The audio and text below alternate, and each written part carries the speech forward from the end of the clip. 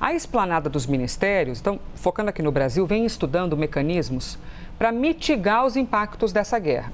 O assunto que é destaque, inclusive, no site da CNN, com tudo isso que eu já te contei aqui, mas eu destaco também essa matéria. Vejam aí, gás de cozinha, diesel e QAV, como o governo reage à disparada dos preços. O foco do Palácio do Planalto está no diesel, porque a gente tem um potencial efeito de cascata. O governo federal zerou a cobrança de PIS/COFINS na importação, na distribuição e na comercialização do diesel. Além disso, publicou uma medida provisória para assegurar o pagamento do piso mínimo do frete aos profissionais que trabalham com fretes, majoritariamente os caminhoneiros. E ampliou a fiscalização para coibir a cobrança abusiva nos postos, tanto que mais de 1.000 postos foram autuados nesta semana. A disparada de preços no querosene de aviação e no gás de cozinha também estão no radar. Nesta semana, a Petrobras, inclusive, anunciou, você acompanhou com a gente, foi no Live CNN, inclusive, que eu te contei. Enquanto a Magda Chambriard, a presidente da Petrobras, nos dava entrevista no CNN Talks, no evento da CNN. A Petrobras anunciou naquela manhã um reajuste de mais de 55% no querosene de aviação.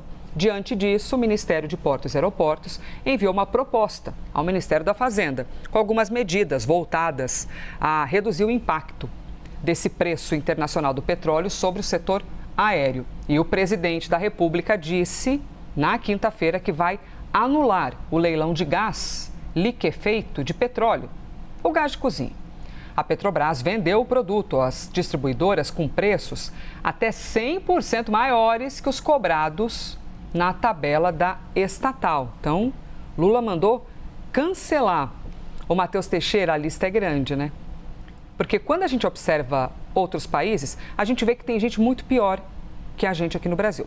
Porém, quando nós estamos cuidando do nosso problema, não importa os outros, a gente quer resolver o nosso problema, né? Como é que você reduz esse problema? E o governo vem tentando aliviar de alguma forma a alta desses combustíveis para evitar uma sobrecarga, não é mesmo? Imagina, só o querosene de aviação, 55%, isso vai rebater no preço das passagens aéreas. Exatamente, Elisa, isso que eu ia falar. Sim, nos outros países está até pior, mas em ano de eleição não tem muito como explicar isso para a população. Afeta a popularidade, exato, não importa. Portanto, o governo federal correndo e correndo muito para tentar uma solução para esse problema, porque de fato o preço do combustível cresceu. A guerra, que inicialmente até o governo chegou a ter uma expectativa mais otimista de que poderia acabar mais cedo e, portanto, estabilizar novamente o mercado internacional, não acabou. A guerra continua, a gente vê avanços e recuos por parte dos Estados Unidos e do Irã, mas sem sinal de trégua até o momento. Enquanto a guerra estiver por aí, a desestabilidade do mercado internacional é muito grande e isso afeta diretamente o preço do barril de petróleo e, consequentemente, de todo tipo de combustível. Por isso que o governo federal está agiu num primeiro momento para zerar o PIS/COFINS e também com a questão da subvenção, mas viu que isso não era suficiente, passou a partir de então uma negociação com os estados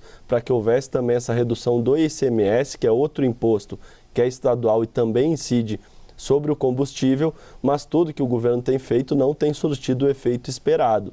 O preço lá na bomba continua alto e isso pode afetar a popularidade do presidente Lula em um ano de eleição em que as pesquisas apontam aí para um pleito acirradíssimo. Portanto, o governo tentando todas as medidas possíveis para baixar o preço do combustível. Não optou por baixar à força o preço nos estados, como tinha feito o Congresso Nacional e o então presidente Jair Bolsonaro na crise da guerra da Rússia em 2022, mas fez essa negociação e está tentando também com os estados, através do ICMS, essa solução. Fato é que tem esse efeito cascata que a Elisa acabou de dizer.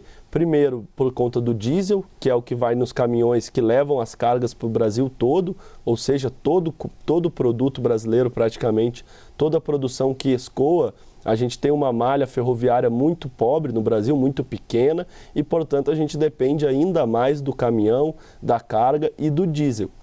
O querosene é a mesma coisa. A gente está falando de avião.